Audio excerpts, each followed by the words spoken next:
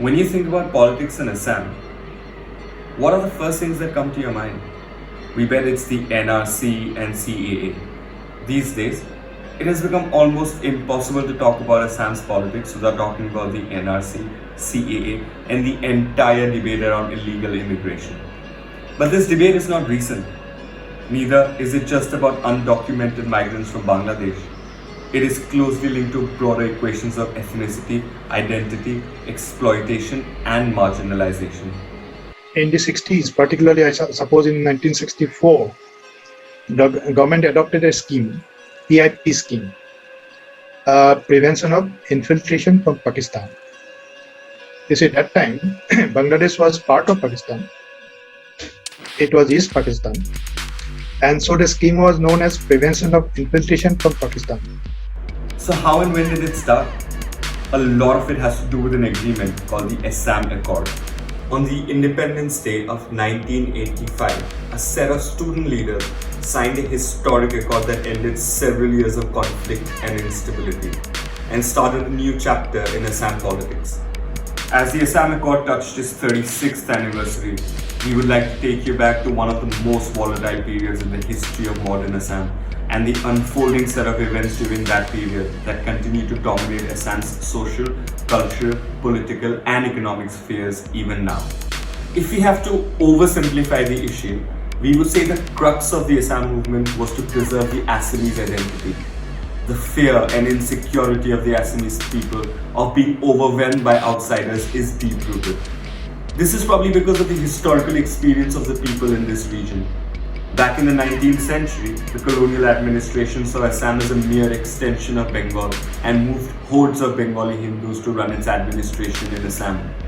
So the British started encouraging people from that was at that time it was known as East Bengal to come migrate to the Brahmaputra Valley and the Barak Valley and settle and start cultivation.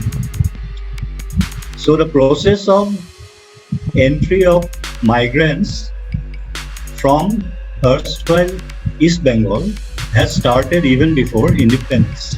Soon, factors like land abundance, a favorable land tenure system, and encouragement from the colonial administration impelled many to migrate to Assam. Bengali was imposed as the official language in courts and schools, and it was only after decades of struggle by the educated Assamese that Assamese was restored. They were both Hindus and Muslims. Okay? And their language was common. All spoke the Bengali language. Post-independence, these fault lines were managed by the political leadership through many cultural policies that sought to allay the fears of Assamese-speaking people, like making Assamese the official language. But remember that Assam is not a homogeneous society. It consisted of several different communities, tribes, cultures, and languages. If you say Assam is divided that way, the country is divided also. The country is also very diverse, and in every state you have similar problems. Imposing a linguistic state on the ethnic diversity naturally alienated significant segments of tribal population as well as the Bengalis. But despite this, successive governments continued these cultural policies. Not that the people were not aware of it, but the politicians they played with the problem. This saw a huge spike, especially during and after the Bangladesh Liberation War. All the parties they needed vote banks. They helped the foreigners to enroll their Indians, and in return they support the parties. Cut to 1979. During a by-election to Mongoldoy, a constituency with a high percentage of immigrants, public attention was drawn to the sharp rise in voters. The Mongoldoy revision actually provoked everyone. The magnitude was large, so it provoked everyone, and so everybody responded to us, all Assam Students Union. From there began a series of protests by the All Assam Students Union, popularly known by its acronym ASU, and other cultural organizations. The demand was detection, disenfranchisement, and deportation of these immigrants from Bangladesh. Instead of stopping this influx, What it did was it encouraged it in order to create its own vote bank. So illegal migration was actively what they call encouraged by the very people who are duty bound to stop it. Popular sentiment was that large-scale migration over the years was a threat to the demographic balance and indigenous rights. Demographic fear of being demographically outnumbered, reduced to a minority in their own homeland, as well as you have rightly pointed out, the kind of sense of neglect, sense of deprivation that was also behind an impulse behind this movement. It was deeply felt that Assam should not be dominated by people bearing an alien culture. Also, the fear and insecurity of past experiences, like the time when Bengali was imposed on the Assamese population, played a role in aggravating the insecurities of the people once again. The threat was to our culture, certainly, because the number of Bengalis, the number was increasing in Assam. In every census report, the number was increasing. And as you know, the states in India were reorganized after independence on the basis of language. These sentiments had such an appeal amongst the ethnic Assamese that in 1979, at the Satyagraha, over 2 million people statewide reportedly court arrested. The most fascinating part of this was that the entire government machinery was party to the Satyagraha. Even Vajpayee supported the movement. Let us remember, Vajpayee came and he participated in Satyagraha. So he had full backing for the movement. It was popularly said that the government of Assam is running the movement and ASU was running the government. When Satyagraha turned into civil disobedience, an oil blockade was introduced and the flow of crude oil from Assam was halted. The use of oil as a bargaining weapon revealed the other aspect of the movement, that of prolonged marginalization of the state. It was often argued that Assam agitation diverted the attention of the masses from the basic problem of economic underdevelopment of the state. But in reality, the movement exposed the fundamental cause of economic underdevelopment, the colonial pattern of exploitation of Assam's resources by the Indian state. Despite being the largest producer of tea, oil, plywood, forest produces, and mineral resources, the state remained on the periphery, marginalized even after independence. We got independence from British rule in 1947. But for decades afterwards, this region, the Northeast, was totally neglected. We provide oil, we provide tea, we provide all other natural resources like coal, right? And in return, Assam was a dumping place of the finance.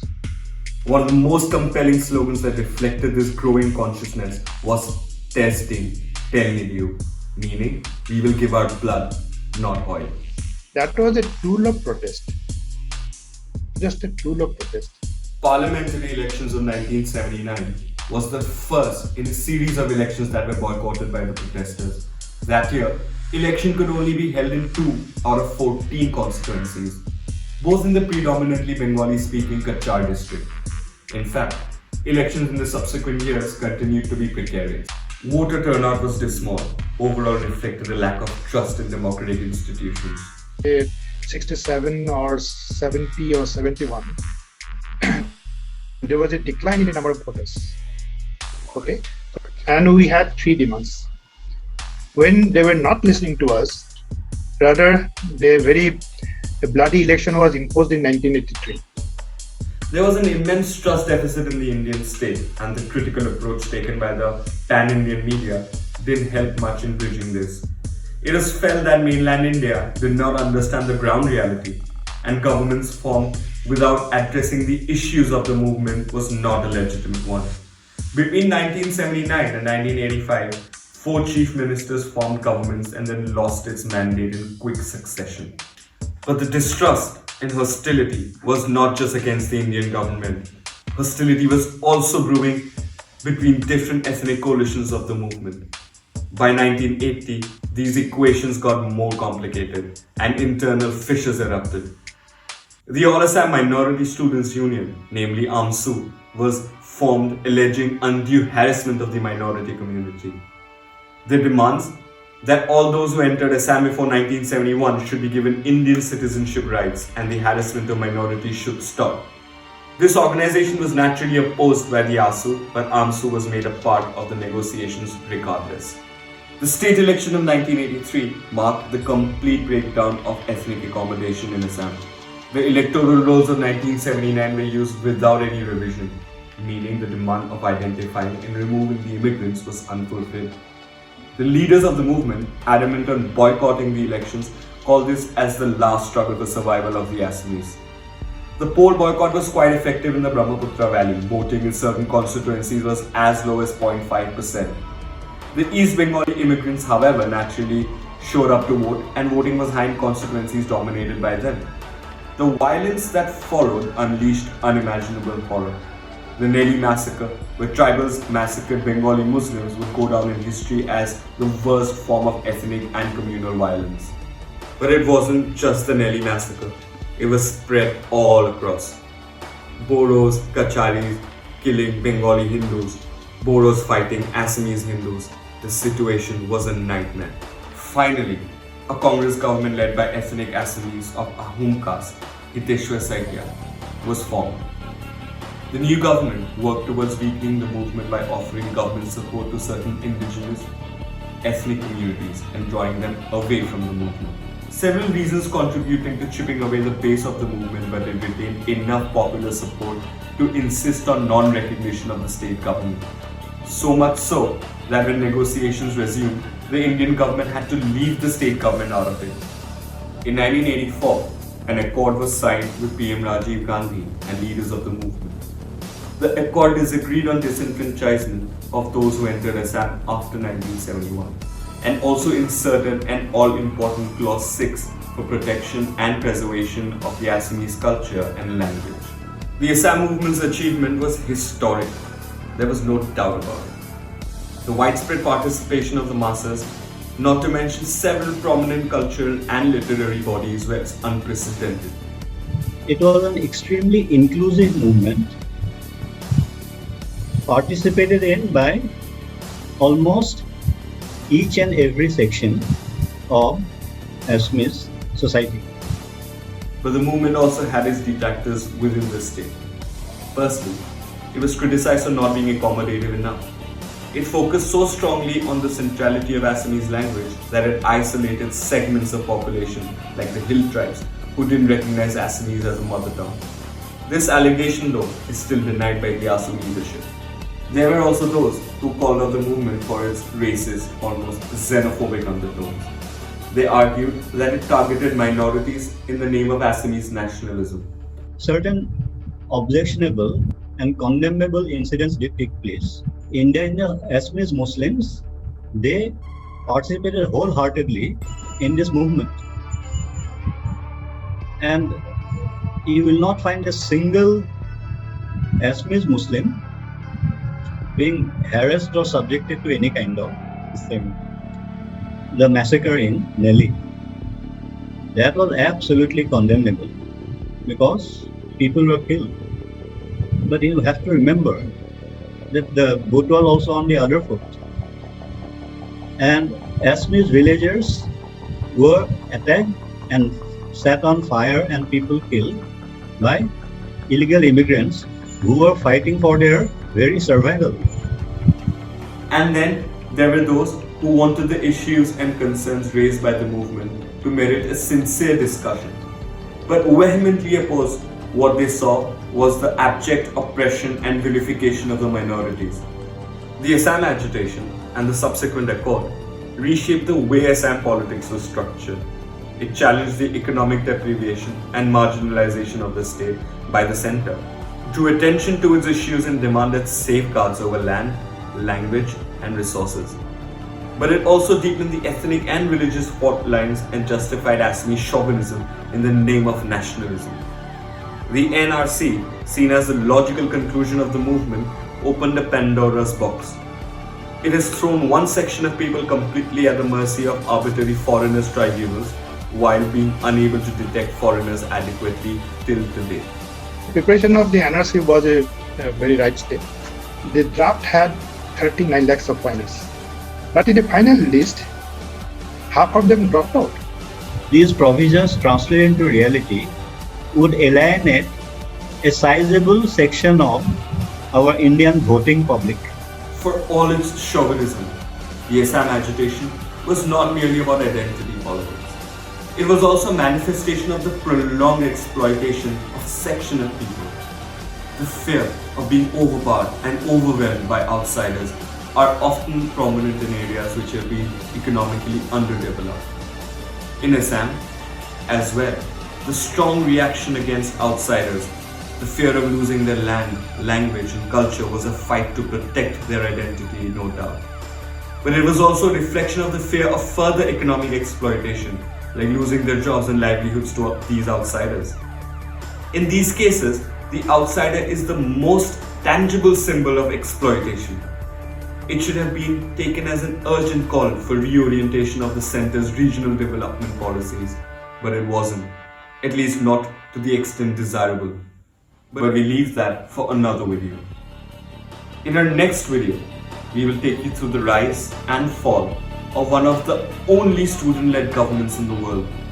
We will focus on the more radical side of the Assam movement and the emergence of ULFA and the ideas of self-determination and secessionism that marked the period following the signing of the Assam Accord. As the draconian ASPA was imposed, this also shaped up a period where Indian state was forced to confront the unfinished political projects of citizenship and nation building in India. For more interesting stories of and from Assam, follow us at Global Assamiya.